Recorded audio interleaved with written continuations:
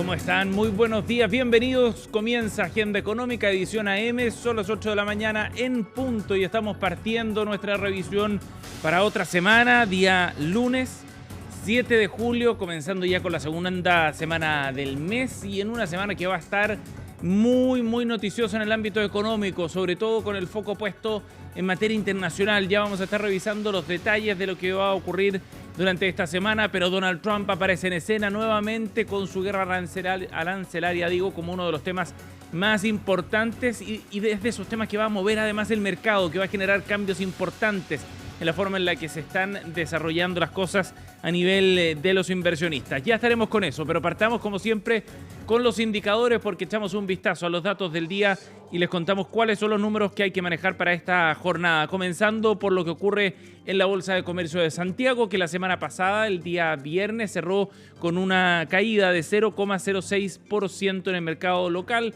Bien leve en todo caso el retroceso, pero en el acumulado de la semana, finalmente la Bolsa de Comercio de Santiago tuvo un nivel al alza desde los 8.277 puntos con los que partió la semana, llegó a 8.285 en la bolsa local. Las acciones que subieron más el día viernes, entre otras, las de Tricot y Andina B, más de 2%, también Sonda y Manquehue subieron más de 1,4%. Por el contrario, las caídas fuertes en Vapores, más de 1,17%, y Parque Arauco también más de un punto porcentual. Por otra parte, el dólar lo tenemos ahí en pantalla, 930 pesos. A eso se transa entonces a esta hora para el inicio de la sesión el tipo de cambio en nuestro país. Y la UEF, por último, tendrá hoy día un valor de 39.285 pesos.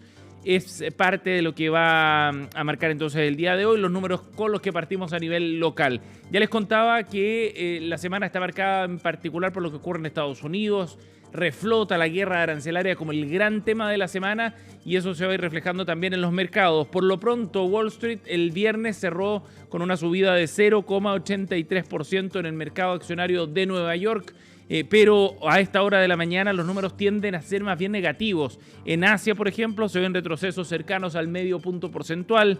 En el caso de Europa hay números mixtos, algunas acciones que están subiendo. En Alemania hay alza de 0,7%, pero en otros lados hay números negativos con caídas que no son en todo caso demasiado profundas a esta hora de la mañana. Pero ojo con lo que va a pasar en la sesión de hoy día en Wall Street, porque hay acciones que están cayendo con fuerza a esta hora, como Tesla, por ejemplo, que ya en el premercado está cayendo más de 6% en la bolsa de Nueva York. Otro dato para comenzar el día, el precio del cobre, que se acerca a los $5, está retrocediendo, más de 2% cae a esta hora de la mañana, y el petróleo también baja 66,96, los datos con los que partimos esta edición de Agenda Económica. Los invito, 8:03, a que revisemos los titulares de la prensa nacional. También echaremos un vistazo a noticias internacionales. Estos son los datos con los que vamos a partir la mañana. Revisando primero Diario Financiero, es lo que vamos a ver en pantalla, con una noticia interesante sobre el sistema de evaluación ambiental. La Superintendencia de Medio Ambiente ha decidido poner el foco en el sector energético tras alza de denuncias desde el 2021. La entidad fiscalizadora, de acuerdo a lo que relata Diario Financiero en esta crónica, ha recibido cerca de 100 reclamos anuales vinculados a este rubro en particular, el del sector energético. Y por eso entonces el proceso de fiscalización se empieza a concentrar en este rubro. Eran cerca de 60 ante los reclamos asociados a este sector. Ahora ya llegan a más de 100, dice la crónica de Diario Financiero. La autoridad destaca en ese sentido los hitos del organismo en 2024 también y las acciones que vienen en conversación con Marie-Claude Ploumer, la superintendenta de Medio Ambiente. Otro titular, Nicolás Grau, aparece en portada. El ministro de Economía dice que le vamos a poder heredar a la siguiente administración una capacidad de crecimiento estructural más grande.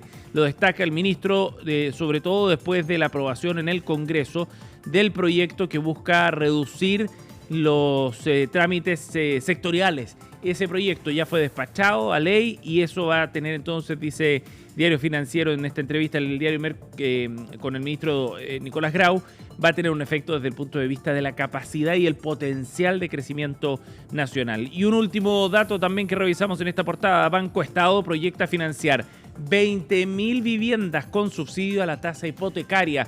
Ya ha lanzado publicidad y una campaña bien agresiva a Banco Estado para destacar el beneficio de este proyecto que, recordemos, busca subsidiar la tasa de interés de los créditos hipotecarios y por lo mismo facilitar el acceso a nuevas viviendas. Los detalles que trae DF el día de hoy en su portada.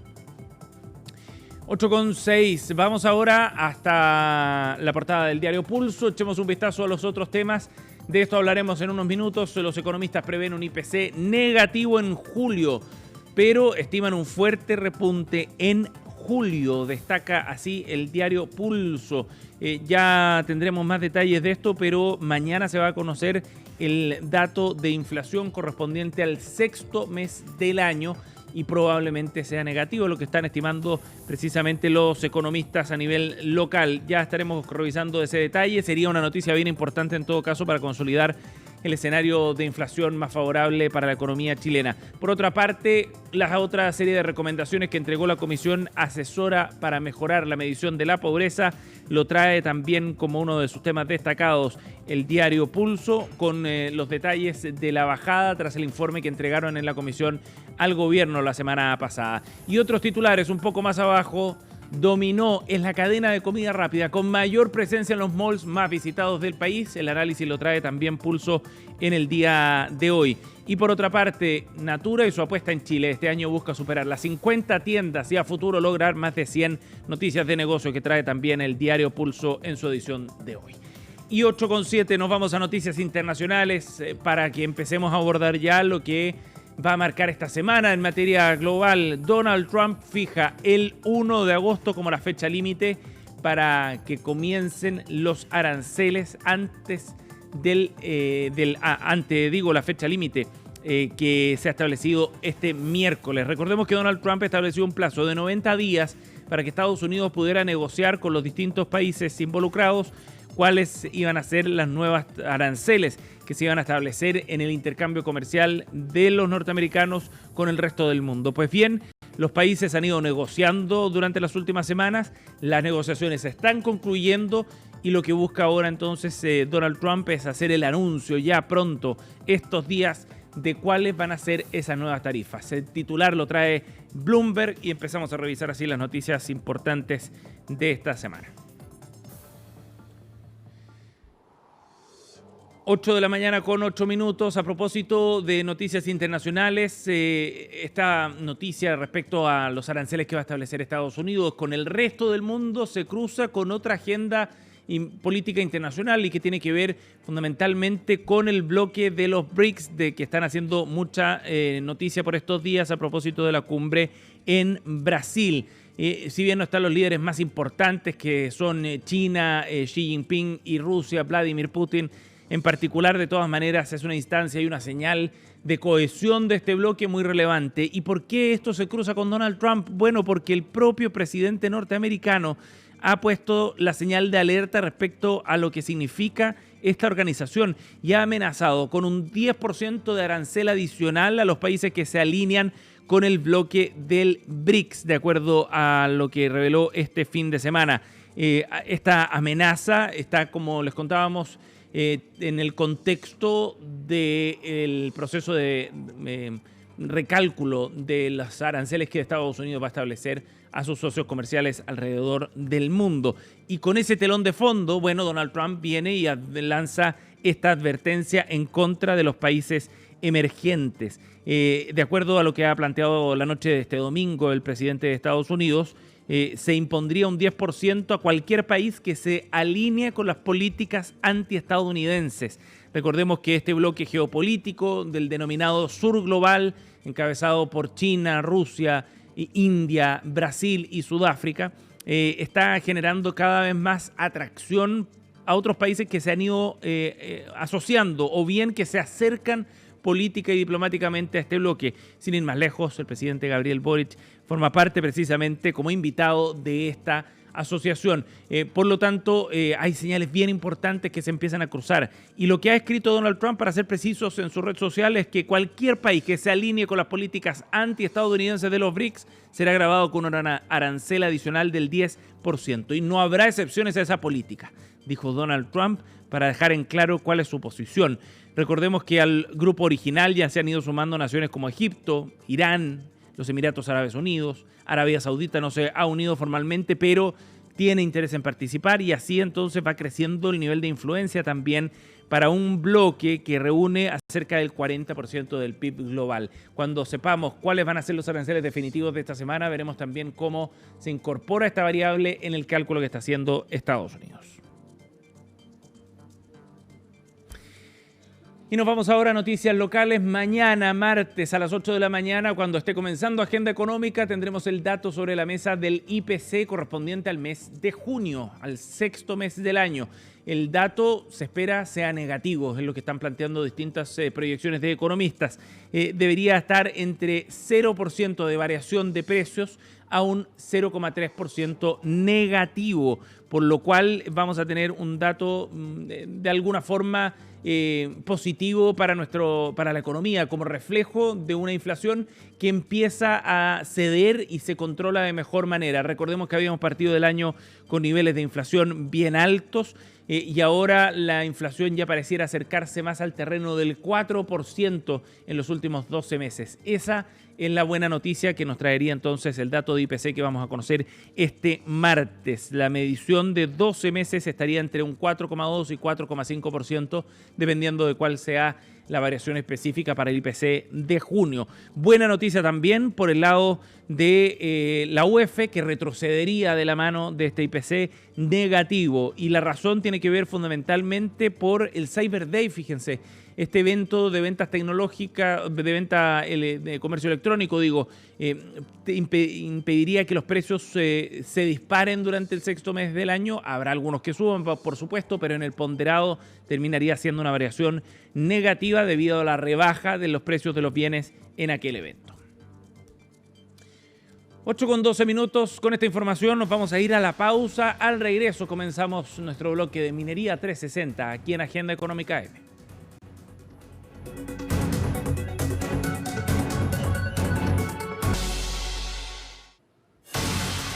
8 de la mañana con 15 minutos, estamos de regreso, seguimos en Agenda Económica y como todos los lunes hacemos Minería 360 para hablar de los temas más importantes de la industria. Y vamos a comenzar contándoles de las noticias que llegan desde Enami en los últimos días a propósito del lanzamiento de un fondo que busca reactivar faenas mineras, en particular aquellas que son más pequeñas y que podrían entonces comenzar a producir nuevamente gracias al acceso a capital fresco que ofrece la empresa nacional de minería. $790.000 de financiamiento es lo que contempla este fondo, que permitiría entonces que pequeños productores puedan obtener hasta $25.000 individualmente en la forma de capital de riesgo para habilitar minas que están hasta el momento paralizadas. Esto forma parte del programa de fomento de reactivación de faenas mineras y está orientado, como decíamos, específicamente a pequeños productores. Sabemos que este segmento de las empresas que producen cobre está muy asociado a los ciclos de precio del mineral, del metal rojo. Por lo mismo, cuando estamos en un momento de buenos precios, por sobre los $5 la libra, eso puede ser un estímulo entonces para que pequeños productores puedan ingresar nuevamente al mercado, dado que con estos niveles sí pueden ser rentables y competitivos aquellos yacimientos. Estos fondos entonces, que podrían asignarse por hasta $25.000 por cada uno de ellos, se pueden utilizar para tareas de regularización, de habilitación, de puesta en marcha, de seguimiento y control de faenas mineras, entre otras cosas, es lo que ha destacado Enami. Este instrumento no es nuevo en todo caso, existe desde el año 2020 y lo que aspira es a que al mes de septiembre ya estén asignados esos fondos dentro del proceso de postulación. La etapa de postulación ya se abrió el pasado 4 de julio y estará vigente hasta el 8 de agosto para poder entonces seleccionar a quienes se adjudiquen estos recursos. Dicen desde la empresa minera, este es un proyecto de fomento importante con fondos propios de ENAMI. Esperamos reactivar una serie de minas con beneficios económicos y laborales que ello implica, destacaba Viviana Ireland, la gerenta de fomento de la Empresa Nacional de Minería.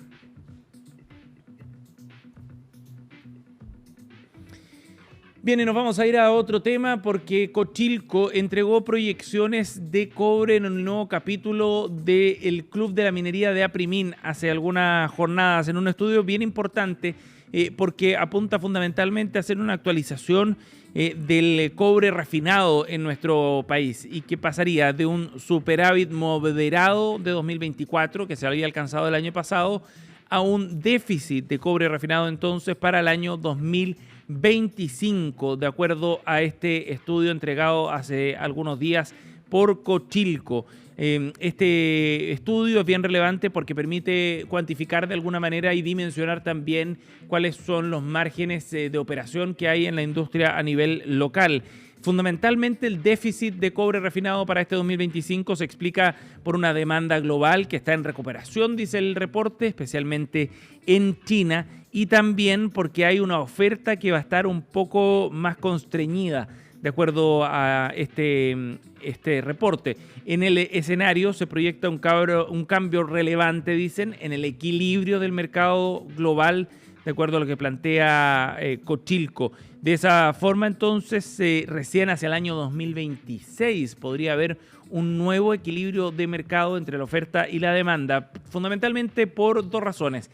Por el ingreso de operaciones de proyectos nuevos en América Latina y también en África, y por una recuperación progresiva que va a estar de la mano de la economía global. Y sabemos ya que la guerra arancelaria entre Estados Unidos y China y el establecimiento también de aranceles en el resto del mundo va a significar de alguna manera un impacto negativo desde el punto de vista de la actividad económica a nivel global.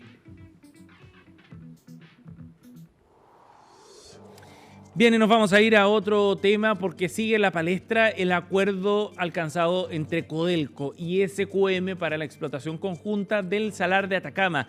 Recordemos que ambas empresas ya están avanzando en este procedimiento, ha habido logros importantes, se van cerrando ciertos hitos en un cronograma establecido para concretarlo, pero a nivel político también ha surgido un debate bien interesante por un informe adverso en el Congreso que se refirió sobre este tema, que no es vinculante, pero se refirió de todas maneras al asunto, y por las posiciones que han adoptado distintos políticos también. Vamos a conversar de este tema junto al socio de la TROP, Mujica Herrera y 10 abogados.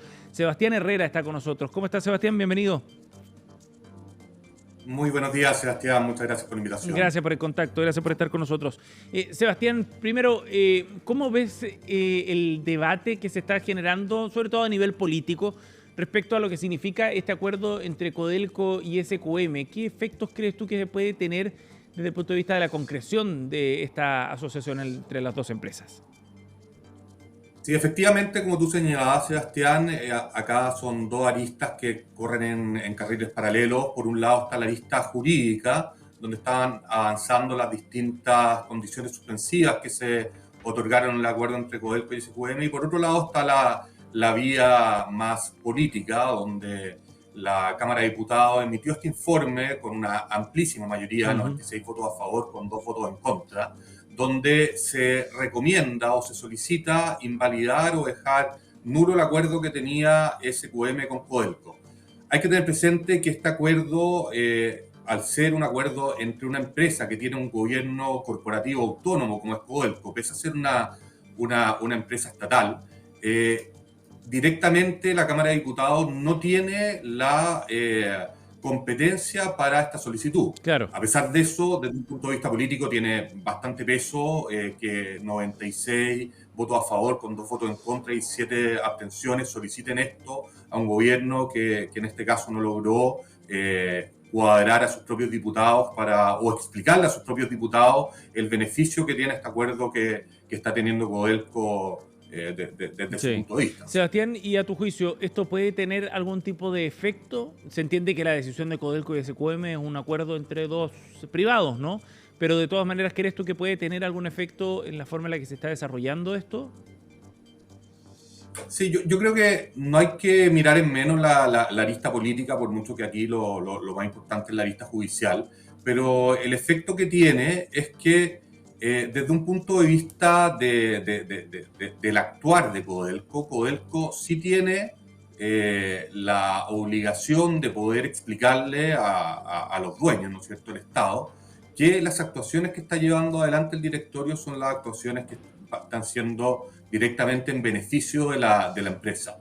Sin lugar a dudas, esa explicación tiene que darse de una mejor manera, de tal forma de que no solamente la opinión pública, sino que también los diputados y la comisión investigadora que lleva adelante esto esté de acuerdo o al menos entienda el por qué se decidió no realizar una licitación pública Ujú. para elegir el socio estatal de este proyecto que tiene va a tener la explotación del litio en el Salar de Atacama, que es el salar con mayor condición en el mundo para poder explotar este Claro. mineral crítico para el desarrollo futuro de la minería y la electromovilidad, sobre todo. Ahora, de todas maneras, Sebastián, ¿crees que el acuerdo puede estar en riesgo dada esta presión política? No solo por el informe, porque lo decíamos, el informe de la Cámara de Diputados no es vinculante, no obliga de ninguna manera ni a Codelco menos a una SQM, pero sí se empieza a generar cierto ruido, cierta incertidumbre. ¿Está en riesgo el acuerdo? Yo creo que estamos en una fase muy temprana todavía para decir que el acuerdo está en riesgo. Lo que sí es importante tener presente que de las 12 condiciones suspensivas que tiene este acuerdo, hay Ujú. algunas condiciones que todavía no se materializan.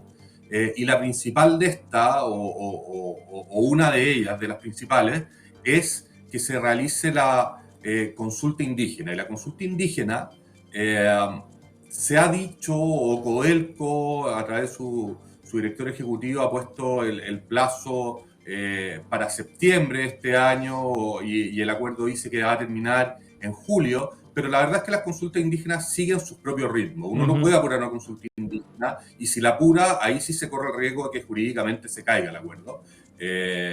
Y por lo tanto, si es que llegamos a pasar para el próximo gobierno, obviamente, la próxima dirección que se tenga de Codelco, que el gobierno nombra directamente a 3 de los 9 directores, sí podría llegar a tener algún tipo de efecto en la revisión. Ya lo ha Ajá. declarado una de las candidatas presidenciales con más posibilidades, o una de las 3 con más posibilidades, de que si es que ella tiene que tomar esta decisión, no, lo va a dejar de lado, o al menos lo va a revisar. Claro, claro, que podría buscar otras alternativas, se ha dicho.